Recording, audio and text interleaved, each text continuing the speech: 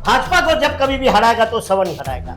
सवर्ण अभी नाराज है, बागी और विद्रोही नहीं है भाई मेरे। इसीलिए प्रशांत किशोर सवर्ण का चेहरा है, ऐसा कोई लोग नहीं। जात से होने से क्या, मनोज झा भी तो पंडित केवल पैसा के लिए कि हमको ममता बनर्जी से 300 करोड़ मिल जाए, 500 करोड़ मिल जाए, इसीलिए अब ममता बनर्जी अपने राज्य में लूट करे, हत्या करे, बलात्कार करे, फिर से हमको जिताना है। हमको पैसा चाहिए। जो हिंदू का विरोध करता है और मूलतः हिंदुस्तान का भी विरोध करता है, द्रविड़ आंदोलन करने वाले डीएमके के लोग, उसका भी पैसा लेकर डीएमके के लिए प्रचार करने गए। वो मिजाज से लेफ्टिस्ट और प्रशांत किशोर वैचारिक रूप से ईमानदार नहीं है। वो तो वैचारिक व्यापारीकरण करने वाला एक एजेंसी का मालिक है। सवर्ण समाज अंतोगतवा, बांकीपुर में आप देखेंगे अंतोगतवा गुस्सा होके, नाराज होके ही वोट बीजेपी को ही करेगा। हो सकता है गाली देके भी वोटिंग करे, लेकिन वो प्रशांत किशोर की तरफ तथाकथित रूप से पागलपन नहीं दिखाएगा। बांकीपुर उपचुनाव में सवर्णों की नाराजगी अब खुलकर सामने आ रही है। सवर्ण मतलब खासकर भूमिहार, ब्राह्मण कह सकते हैं, और एक बड़ा तबका राजपूतों का भी है जो भारतीय जनता पार्टी का खिलाफत कर रहा है, मुखालफत कर रहा है इस बात को लेकर कि चाहे यूजीसी का मामला रहा हो, कई मामले हैं, SC/ST एक्ट अमेंडमेंट का मामला रहा हो, भारतीय जनता पार्टी ने सवर्णों को ठगा है। देखिए, इस वक्त हमारे साथ अखिल भारतीय सवर्ण मोर्चा के राष्ट्रीय अध्यक्ष संदीप सिंह मौजूद हैं। आप इनकी तस्वीर देखे होंगे, बड़ा वायरल हुआ था दिल्ली के जंतर मंतर वाला प्रोटेस्ट यूजीसी को लेकर इन लोगों ने किया था। इनकी पूरी टीम, पूरा सवर्ण समाज खुलकर भारतीय जनता पार्टी के खिलाफ इन्होंने प्रदर्शन किया था। बांकीपुर पर चर्चा इनसे हम करेंगे। संदीप जी, बहुत बहुत स्वागत है आपका। बड़ा खिलाफत है, बीजेपी का खिलाफत कर रहा है सवर्ण समाज। लग रहा है जैसे इस बार चुनाव कहीं गड़बड़ा ना जाए, का भेद किला ढह ना जाए बीजेपी का। बीजेपी का सबसे मजबूत, सबसे ताकतवर और उसको जन्म देकर पालने पोसने जवान करके सत्ता पर बैठाने वाले समाज का नाम है सवर्ण समाज। इसमें कोई दो राय नहीं है। किसी भी रिसर्च के माध्यम से देख लिया जाए तो सवर्ण ही तन मन धन जन, मैं तो एक और शब्द जोड़ता हूँ गण, यानी कि अगर कहीं मोर्चे पे लड़ाई की भी जरूरत पड़ती थी तो किसी सांसद विधायक और अमित शाह और मोदी उस समय नहीं हुआ करते थे, तब बूथ की लड़ाई होती थी तो सवर्ण वहां भी लाठी डंडा और हथियार के साथ बीजेपी के पक्ष में लड़ा है और मरा है। इस पार्टी को खड़ा किया किस लिए कि सवर्ण न्याय चाहता है, समान नागरिक संहिता, समान नागरिक संहिता, ठीक है। उसके तले मेरे अंदर भी सोच था कि सवर्णों में भी जो गरीब है, जो लाचार है, जो बेरोजगार है, जो फटेहाल है, उसको भी दलितों की तरह, पिछड़ों की तरह विकास की बराबर की योजनाएं बीजेपी देगी। समान नागरिक संहिता का मतलब सवर्ण समाज आमतौर से यही समझता था। हम लोग साथ भी दिए, सत्ता पे भी लाए, अटल जी 6 साल रहे, 12 साल, अभी ये भी 11-12 साल इनका भी रह गया, 17-18 साल होने को है। और राज्यों में जो सत्ता सवर्णों के सहयोग से बना है, ठीक है, उसके मुख्यमंत्री भी अपने मन से ये बदलते रहे हैं तो भी हमको कोई आपत्ति नहीं है।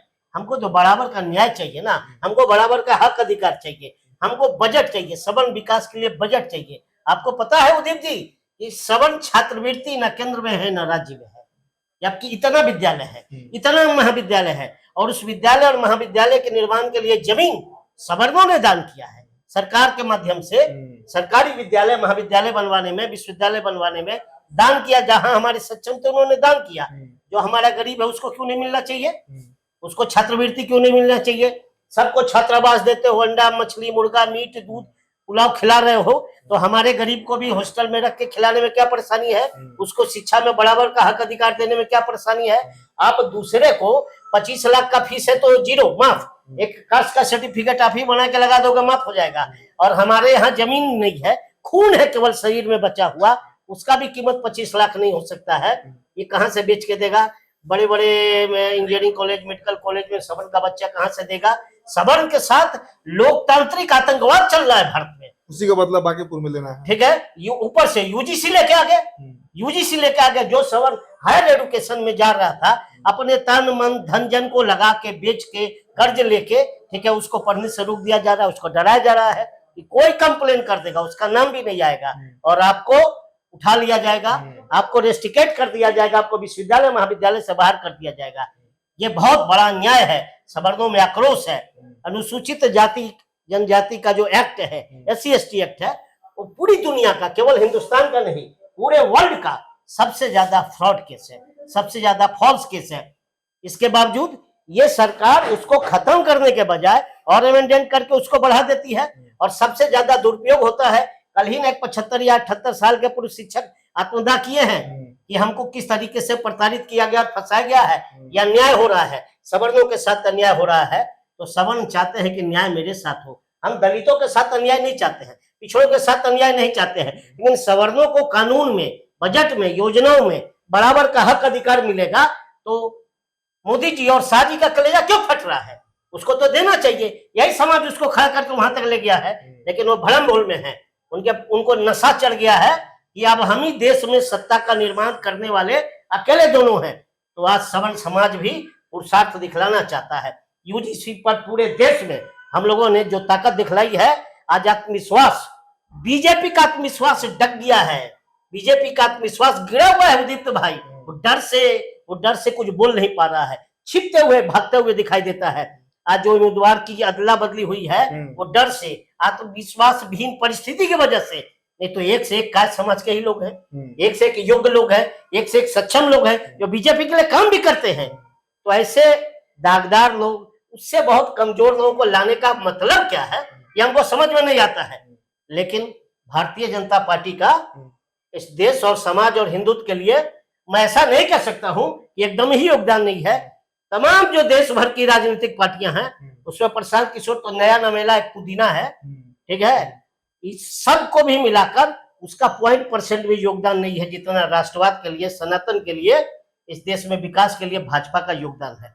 हम नाराज हैं, लेकिन हम भारतीय जनता पार्टी का नाश करके किसी राजनीतिक अवसरवादी को, जो 0 सन्नाटा पिछले चुनाव में टेंट कनाट पंडाल लगा के लेके आए थे, उसको मौका नहीं दे सकते। और सवर्ण समाज देगा भी नहीं। गुस्से में जरूर है, लेकिन हम बदला लेना नहीं चाहते भाजपा से। भाजपा में सुधार हो, इसकी इच्छा आज भी सवर्ण मोर्चा में है, सवर्ण समाज में है कि वो सुधर जाए, हमको भी बराबरी का हक अधिकार दे, हमको भी न्याय दे, हमको भी सहयोग दे, ठीक है। हम किसी दलित पिछड़े का विरोधी नहीं है। सवर्ण समाज अंतोगतवा, बांकीपुर में आप देखेंगे अंतोगतवा गुस्सा होके, नाराज होके ही वोट बीजेपी को ही करेगा। हो सकता है गाली दे के भी वोटिंग करे, लेकिन वो प्रशांत किशोर की तरफ तथाकथित रूप से पागलपन नहीं दिखाएगा। हाँ, कुछ लोग मतवाले होते हैं, कुछ फोटो खिंचाने वाले होते हैं, वो जा सकते हैं, लेकिन वो भी बहुत टिकाऊ नहीं होंगे। प्रशांत किशोर मतलब नहीं जीत पाएंगे ना, बांकीपुर नहीं जीतेंगे। नहीं, उनके पास कोई थ्योरी नहीं है, न वो वामपंथी है, न वो समाजवादी है, न वो दक्षिण पंथी है। उनका कोई थ्योरी नहीं है, उनका कोई कैडर नहीं है, उनकी विचारधारा का कोई लोग नहीं है, केवल एक प्रोपगंडा ऑर्गेनाइजेशन। बड़ा भीड़ बांकीपुर में जुट रहा है। या तो भीड़ तो भाड़े का आता है, मैं तो खुल के कहता हूँ, भाड़े की भीड़ आती है। गांधी मैदान में जितनी भीड़ है, या फिर डीसी के भी रैलियों में भीड़ आता है, भाड़े का भीड़ आता है एकदम लिख। आप नार्को टेस्ट करवा लो ना, पॉलीग्राफी टेस्ट करवा लो ना, आप उससे अलग ले जाकर पूछे ना। आप तो कई बार देखते भी हैं कि भाड़े का ही भीड़ आता है। स्वेच्छा से लोग भारत में वोट देने तक के लिए तैयार नहीं है। अगर कोई देश में एक सर्वे हो जाए कि आप स्वेच्छा के वोट से वोट देना चाहते हैं या मजबूरी में, तो आप देखेगा 90% से ज्यादा लोग कहेगा मजबूरी में वोट देते हैं। सारा नेता चोर है, सब पार्टी खराब है, यही लोग बोलता है। इस बात को मान के चलिए, यहाँ तो भाड़े का भीड़ है। कितना वोट से जीते बीजेपी दावा कर रही है? बीजेपी तो कोई दावा ही नहीं कर रही है, बीजेपी प्रचार भी नहीं कर रही है। प्रशांत किशोर का दावा है कि हर जाति विशेष का वोट इस बार, चाहे पिछड़ा हो, अति पिछड़ा हो, दलित हो, ब्राह्मण हो, भूमिहार हो, यहाँ तो वो दावा कर रहे हैं कि लाला जी लोग भी वोट करेंगे जनसुराज को। वो दावा पिछली बार ही बहुत कुछ कर रहे थे।